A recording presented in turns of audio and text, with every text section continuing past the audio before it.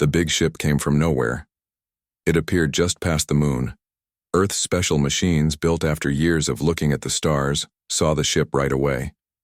In the big room at the Pentagon where they watch for space threats, General Susan Miller looked at the screen with a calm face. "Tell the fleet to get ready. Use Plan Omega," she said in a steady voice. For 20 years, they had practiced for this very day. Now it was time to see if they were truly ready.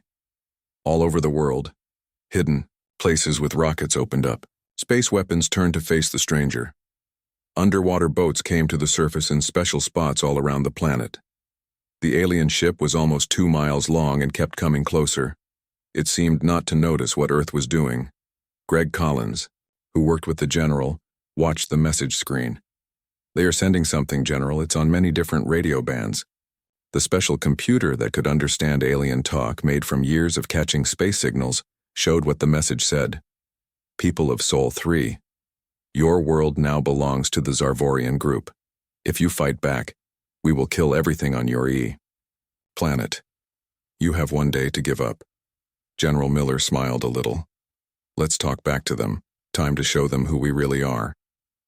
On the alien ship named Inevitable Dominion, Leader Xavik was puzzled. All their information said Sol 3 was a simple world that could barely reach their moon. But the answer to their threat came back right away, and in perfect Zarvorian language. "Hello, Zarvorian ship. Earth sees you. We ask for a meeting to talk, before any actions happen." Even more strange were what his machines were finding. Hundreds of space weapons, a shield around the whole planet, energy signs that showed much better technology than their scouts had reported. "This cannot be," Kazavik said with anger. "Our scouts checked less than 50 days ago." His helper, Vrina, looked at the information. "The technology looks like it comes from the Galactic Council. But Sol 3 is not in the Council." Kazavik ordered a full check, showing more strange things. Earth had somehow jumped hundreds of years ahead in technology since their last look. The small human group asking to come aboard to talk was clearly a trick, but he couldn't say no without looking weak. "Let their small ship come in," Kazavik ordered. "But get the death fields ready." In the small Earth ship, Sam Rodriguez and Laura Bennett got ready to meet the aliens. Both wore regular army clothes instead of the special spacesuits made for this moment. They weren't really there to make peace. They were there to buy time, for Earth's real plan. Sam checked his hidden device one last time. It was smaller than a penny but would do its job well. "Remember, we just need 10 minutes of talk, that's all." Laura nodded. "The nanobots will do the rest." Their ship moved closer to the huge alien vessel. Through the window they could see the strange shape of it, like a giant metal hand reaching toward Earth. The ship was nothing like the drawings based on old signals. This was newer, bigger, and clearly made for war. "They've changed their ships," Laura said. "But we expected that. Good thing we didn't plan for just one type of alien ship," Sam answered as their small craft entered the big landing area. Back on Earth, people went about their day knowing something big was happening. Most kept working or playing, but they all had their alert devices ready.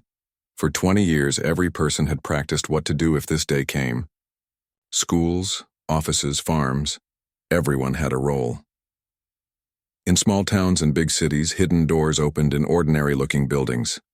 Defense teams checked their gear. The giant underground shelters, built to hold millions, stood ready but empty. Earth would not hide this time. General Miller watched the small dot that was the human ship dock with the alien vessel. "Start the second part of the plan," she ordered. All around Earth, the oceans began to move. Massive shapes rose from the deep waters where they had waited in secret for years. Not ships, but platforms, each one bigger than 10 football fields. They lifted high, water falling from their sides, and then stopped in perfect positions around the planet. "Defense net is up," said an officer. "All platforms report ready." The alien ship was now fully surrounded, though they likely didn't know it yet. Each platform held weapons designed by Earth's best minds, using secrets learned from decades of watching the stars and catching stray alien signals. On the moon base, hidden on the far side where no alien had thought to look carefully, Colonel Frank Davis gave the order to power up the main cannon. A weapon so large it had taken 15 years to build in secret. A weapon meant for only one purpose. Moonbase Alpha is ready, came the report to General Miller. Primary weapon charged. Miller nodded. Now we wait for our people to do their part. Inside the alien ship, Sam and Laura were led through tall corridors by guards with too many arms and eyes that blinked sideways. The air smelled wrong, like metal and something sweet that made their throats itch. They kept their faces calm, even as they saw the strange technology all around them. The meeting room was large with a ceiling so high they couldn't see the top. Commander Kazavic sat on a raised platform, his body twice the size of a human, covered in what looked like moving armor. "You are the leaders of Earth?" His voice boomed, translated by a device that made the words sound flat and cold. "We are representatives," Sam said. "I am Major Sam Rodriguez of the Earth Defense Force, and I am Dr. Laura Bennett, xenobiologist and diplomat," Laura added. Kazavic made a noise that might have been a laugh. "Your titles mean nothing. Your world is claimed. The process has begun." As they talked, the tiny machines they had brought were already moving, spreading through the ship's air systems. Billions of nanobots, each programmed to find vital systems and wait for the signal. "We think there's been a mistake," Sam said, playing for time. "Earth is not what you believe it to be." "There is no mistake," Kazavic said. "Our scouts reported a primitive world barely able to leave its atmosphere, easy to conquer." Laura smiled. "When did your scouts last visit, Commander?" "That is not your concern." "But it is," she insisted, "because the Earth you came to conquer doesn't exist anymore. It hasn't for a long time." Outside, Earth's sky began to change color as the defense shields powered up. A soft blue glow spread from pole to pole. In orbit, the hidden fleet of Earth's ships, kept secret on the far side of Mars, began to move into position. The first battle for Earth had begun, but the aliens were about to learn they had made a terrible mistake. Earth wasn't just ready. Earth had been waiting. Sam and Laura stood in the big meeting room on the alien ship. The air felt thick and smelled like metal. Commander Kazavic watched them with his 4 eyes, not blinking. "You claim Earth is not what we think," Kazavic said. His voice came through, a machine that made it sound flat. "Explain." Sam stepped forward. 70 years ago, we found one of your scout ships. It crashed in a place called Nevada. This was not fully true. Earth had pulled that ship down on purpose after finding it, in orbit. But the aliens did not need to know that part. Kazavic's skin changed color slightly. "Impossible. No scout ship was lost." "We have pictures," Laura said, taking out a small screen. She showed images of the crashed ship, of alien bodies, of Earth people taking the ship apart to study it. The pictures were real. The ship had taught Earth so much. From its parts, they had learned how to make better computers, stronger metals, and even how to understand alien languages. "These could be fakes," Kazavic said, but his voice had less power now. "We also found your star maps," Sam continued. "We learned about the Zarvorian Collective, about how you find worlds that seem weak and take them." Laura added, "We learned you were coming. We had time to get ready." While they talked, the tiny machines they had brought were moving all through the big ship. Each one smaller than a grain of sand, these nanobots were finding the ship's important parts. They were learning how the engines worked, how the weapons fired, how the shields stayed up. Back on Earth, General Miller watched numbers on a big screen. The numbers showed how many nanobots were working and what they were finding. "How long until we have full control?" she asked. 10 more minutes, said a woman at a computer. "The bots are mapping all systems now." Miller nodded and looked at another screen. It showed all of Earth's defenses. The shield that now covered the planet glowed blue. The platforms that had risen from the oceans were in place. The hidden ships from Mars were moving closer. The big weapon on the far side of the moon was ready. "Send the second team," Miller ordered. On the moon base, Colonel Frank Davis got the message. "Second team is go," he said to a group of 6 people in black suits. They went to a small ship and took off, heading not for the alien vessel but for a spot in space just past it. On the alien ship, Kazavic was getting angry. If what you say is true, why did you not reach out to us? Why hide your progress? Would you have left us alone if you knew we were growing stronger? Sam asked. Xavik did not answer. They all knew the truth. The Zarvorians did not leave strong worlds alone. They crushed them before they could become threats. We want peace, Laura said. We always did. But we also wanted to be ready if peace was not an option. While they talked, more things were happening that the aliens could not see. The second team from the moon had reached their spot in space and opened a large case. Inside was a device that looked like a silver ball. They set it free in space and moved their ship away fast. The silver ball began to glow and then to grow. It pulled in the empty space around it and got bigger and bigger. Soon it was the size of a house, then a big building. On his ship, Xavik got an alert. Energy reading behind us, said one of his crew. Very strong. Xavik turned to the humans. What is that? What are you doing? Just balancing the game, Sam said. The silver ball was now bigger than the alien ship itself. It was a space gate, a door to somewhere else. Earth had learned how to make it from the crashed ship's data. They had not fully understood it until 5 years ago. Now the gate opened fully. Through it came 10 Earth ships, each one as big as the alien vessel. They had been built in another solar system, in secret, just for this day. Xavik saw them on his screens and stood up fast. Attack ships, you brought attack ships? No, Laura said calmly. Those are defense ships. They will only attack if you do. Sam added. We want to talk, to find a way for us both to live in peace. But we needed you to see that we are not weak. We are not easy to take. The nanobots had now reached all parts of the alien ship. They waited for the signal to act. In the control room on Earth, General Miller watched the final numbers come in. We have full mapping, said the woman at the computer. We can take control any time. Miller nodded. Wait for my order. On the alien ship, Xavik was talking fast to his crew in their own language. They thought the humans could not understand, but they were wrong.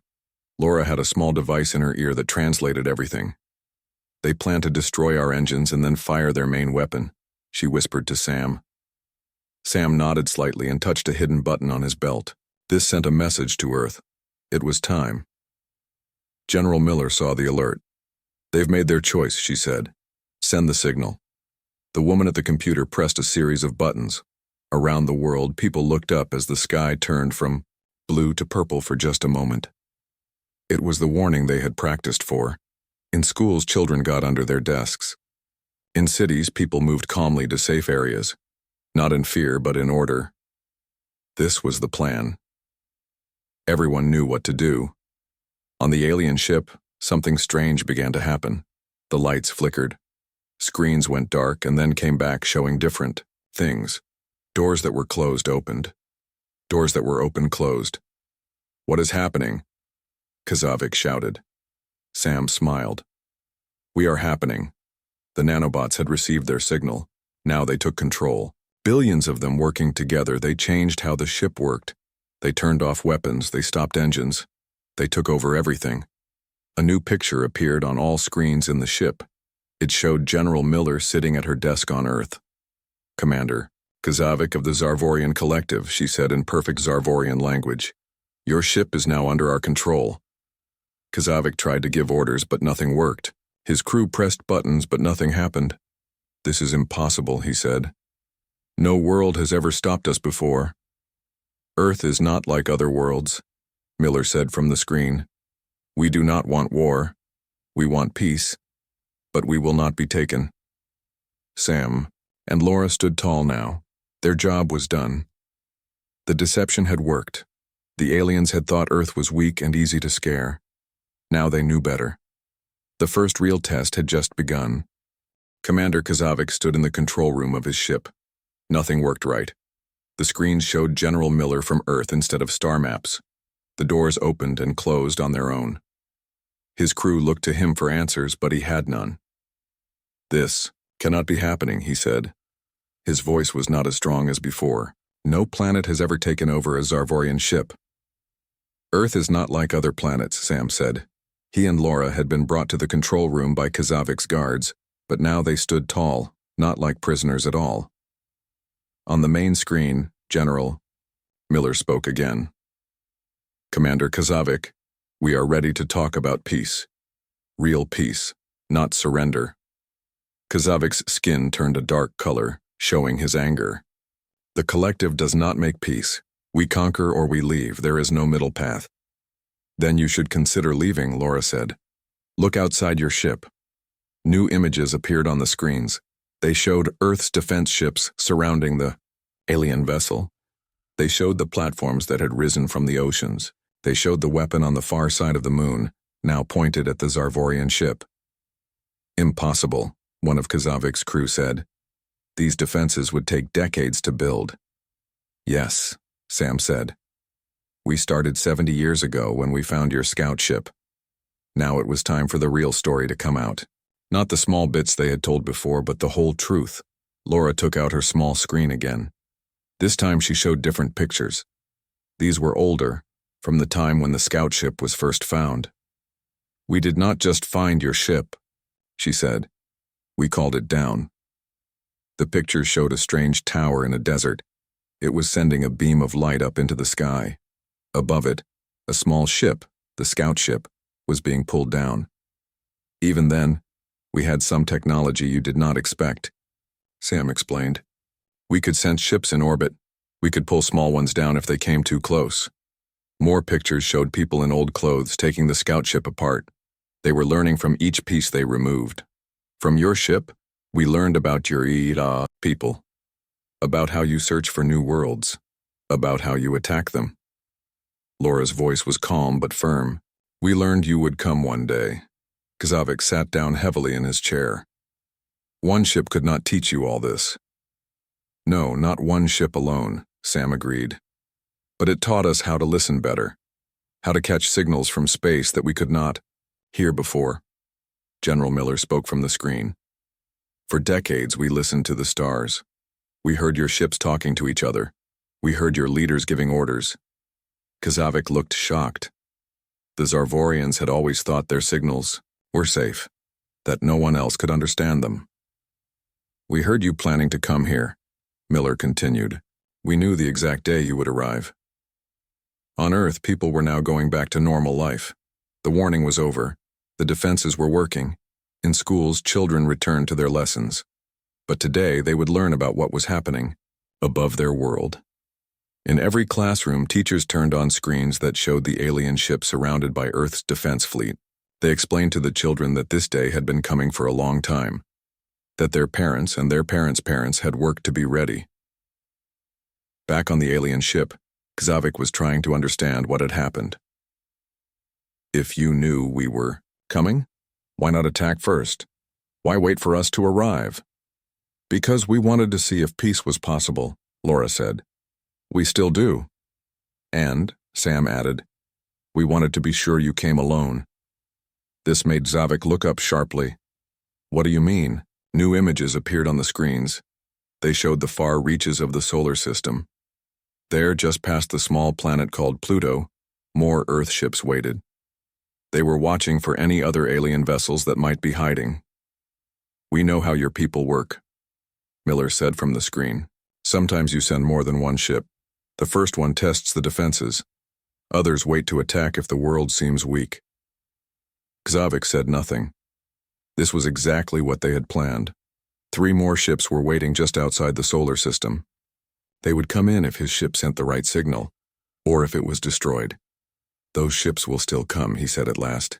When they do not hear from me, they will attack with full force. Sam smiled. We are already talking to them. On the screen, the view changed. It showed the 3 other Zarvorian ships. Each one was now surrounded by Earth vessels. The same thing was happening to them that had happened to Kazavik's ship. Your ships are not able to fight or run, General Miller explained. We have the same tiny machines on those ships now, too. They are all under our control. Laura stepped closer to Kazavik. We do not want to destroy your ships or hurt your people. We want you to go home with a message. What message? Kazavik asked. His voice was quiet now. That Earth is not for taking, Sam said. That we want peace, but we are ready for war if that is what you choose. In the 70 years since finding the scout ship, Earth had changed in ways no one could have imagined before. The world had come together with one goal: to be ready. Countries that were once enemies now worked as friends. Knowledge was shared freely. The best minds worked on the same problems. Your leaders told you we were weak, General Miller said. They were wrong. A new person appeared on the screen next to Miller. It was President Ellen Baker, the leader of all Earth. Commander Kazavik, she said, today marks a new path for both our peoples. You came to conquer. You can leave as messengers of peace instead. And if we choose not to? Kazavik asked. Then none of your ships will leave at all, the president said simply. Kazavik looked at his crew. They were waiting for him to decide. The proud Zarvorian collective had never backed down before. They had never lost a battle. But they had never faced a world like Earth before. What are your terms? He asked at last. General Miller smiled. Now we can begin real talks. The revelation was complete. Earth had shown its true strength. The deception of being a weak, simple world was over forever. Now it was time to see if two very different peoples could find a way to live in peace. Earth people looked up at the night sky. Many could see the alien ship, a bright spot among the stars. They did not fear it anymore. Earth was ready. Earth was strong. And maybe, just maybe, Earth had found a new friend among the stars. 3 days had passed since Commander Kazavik asked for peace talks. His ship still hung in space above Earth, but now it was not a threat. It was more like a visitor.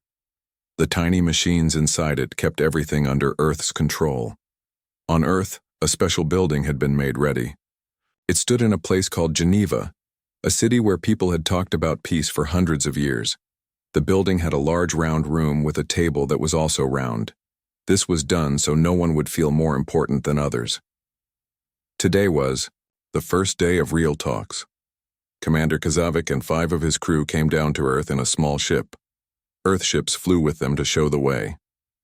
People all over the world watched on screens as the alien ship landed. President Ellen Baker waited in the round room with General Miller and other important people from Earth. Sam and Laura were there too. They had been the first to talk to the aliens, so they needed to be part of this. The doors opened and Commander Kazavik walked in. He was very tall, almost 8 feet. His skin was a light blue color. He moved in a way that looked both strong and careful. Welcome to Earth, President, Baker said. Please sit down so we can talk. Kazavik sat in a chair made just for his size. His 5 crew members sat near him. They all looked around the room with their 4 eyes, taking in everything. This is not how we expected this day to go, Kazavik said. His voice came through a small box that changed his words to human talk. We know, General Miller said. You expected to take our world. We expected to stop you. President Baker raised her hand slightly. Let us not talk about what could have been. Let us talk about what will be. She pressed a button, and a big screen on the wall lit up. It showed pictures of both worlds, Earth and the Zarvorian home planet. We have learned much about your world from your ship's data, she said. We know you need certain metals that are hard to find on your planet. We have many of those here. Kazavik looked surprised. You would trade with us? After we came to take your world? We would rather trade than fight, Laura said. War helps no one. Working together helps us both. This was new to Kazavik. The collective had always taken what it needed. The idea of trading, of both sides getting something good, was strange to them. What would you want from us in return? He asked. Knowledge, Sam said simply. You have been among the stars longer than we have. You know things we want to learn. Outside the building, people from all over the world stood watching. They were not angry or scared. They were curious. Many held signs with words of peace in many languages. Some even had tried to write words in the Zarvorian language. Inside, the talks went on for hours. They talked about trade, about space paths where ships could fly, about rules both sides would follow. There is one more thing, President Baker said near the end. We want to join the wider group of space people. We want to meet others, not just you." Kazavik was quiet for a long time. "The Galactic Council has many members, but they do not know about you yet." "They will soon," General Miller said. "We can now send signals they will understand. We will reach out to them." "They may not welcome you," Kazavik warned. "Many fear new people with new ways." "They will need to learn not to fear us," Laura said, "just as you are learning." As the sun began to set, the first day of talks ended. Both sides had agreed to basics: rules, no fighting, free trade paths, sharing of some knowledge. It was a start. Kazavik stood to leave but then stopped. He looked at Sam. "There is something I do not understand. If you could control our ships, if you could destroy us, why offer peace at all? Many worlds would take revenge for what we tried to do." Sam thought about this. "Because that is not who we are. We got ready for war, yes. But we always hoped for something better." As Kazavik and his crew left the building, they saw the people outside. Some waved, some just watched quietly. But none looked like they wanted to hurt the aliens. That night, Kazavik sent a message to the collective leaders. He told them about Earth, about how it was not like other worlds they had found, about how it wanted peace but was ready for war. On his ship, he looked down at the blue and green planet. "They could have destroyed us," he said to Vrina, his helper. "Yes," she agreed. "Their weapon on the moon alone could have broken our ship in half." "Then why didn't they?" he asked. "Why offer us a way home?" Vrina had been thinking about this too. Maybe they are trying to show us a different way. Maybe taking is not always the best path. This was a new thought for both of them. The collective had always grown by taking, by being stronger than others. The idea that working together might be better was strange, but maybe also right. In her office in the Pentagon, General Miller looked at the latest reports. The alien ships were still under control. The talks had gone well. Earth had shown its strength without needing to use all of it. "Do you think they will keep their word?" asked her helper, Nancy Lee. "I think they will," Miller said. "They have seen what we can do, and more importantly, they have seen what we choose not to do." All around the world, people went to sleep that night feeling different than before. For 70 years, they had feared what might come from the stars. Now they had faced that fear and found that they were stronger than they knew.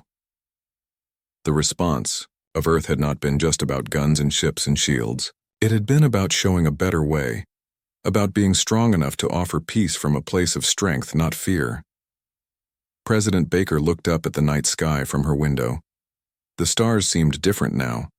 Not distant lights, but places they might one day go. Places where they might find both friends and those who needed to learn about friendship. "We're ready," she said softly to the stars.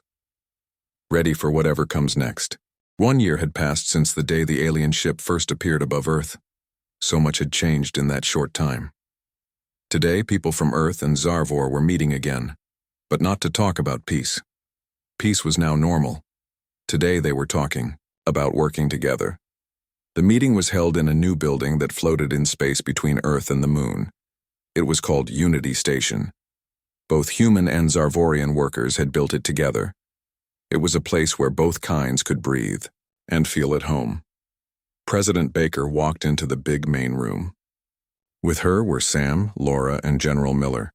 They had all played big parts in the first meeting with the aliens. Now they were helping to lead the new work between the two worlds. Commander Kazavik was there too, but he was not a commander anymore. Now he was Ambassador Kazavik. He spoke for all his people to Earth. His skin was a calm light blue, showing he was happy and at ease. "Welcome, friends," President Baker said. "Today marks 1 year since we first met. Look how far we have come."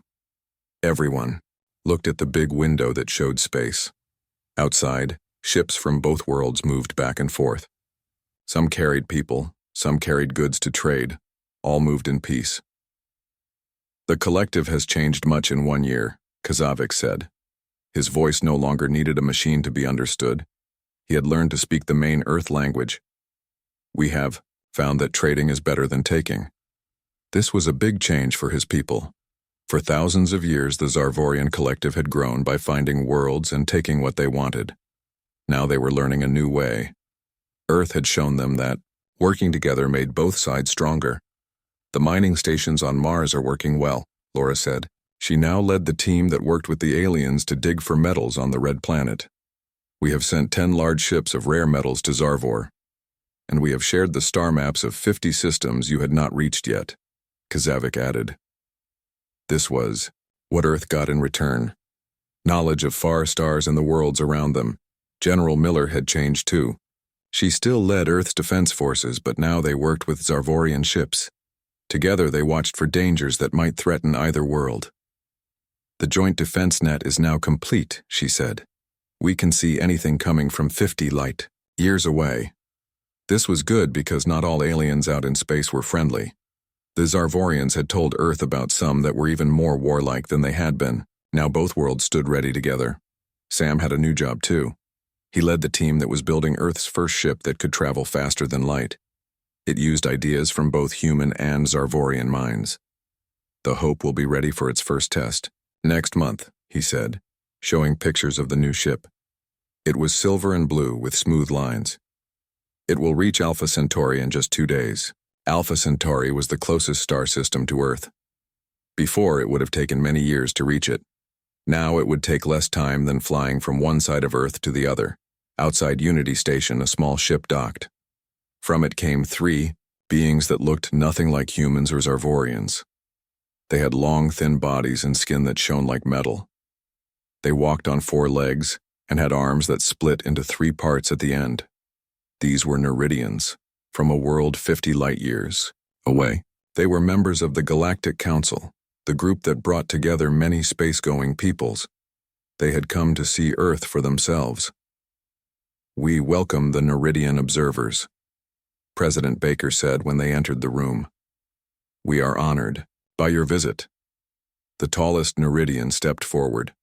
We have heard much about Earth in the past year, about how you turned the Zarvorian fleet away without destroying it, about how you offered peace instead of revenge. These are not common things. In our experience, this was true. Many worlds, when they found the power to fight back against those who would hurt them, chose to hurt in return. Earth had chosen a different path. We believe that working together makes us all stronger, Sam explained. War makes everyone weaker. The Neridians talked among themselves in their clicking language. Then the tall one spoke again. The Council has watched to see if this was true change or just clever words. We have seen Zarvorian ships trading instead of taking. We have seen Earth ships exploring but not claiming. President Baker smiled. And what have you decided? We have decided that Earth should be invited to join the Galactic Council, the Neridian said, and the Zarvorian collective as well, as a changed people. This was big news. The Council had hundreds of member worlds, but most had been part of it for thousands of years. New members were rare. Xavik looked shocked. The collective has asked to join before. We were always turned away. You asked as takers, the Neridian said. Now you come as traders and friends. This is different. That night, all across Earth, people looked up at the stars.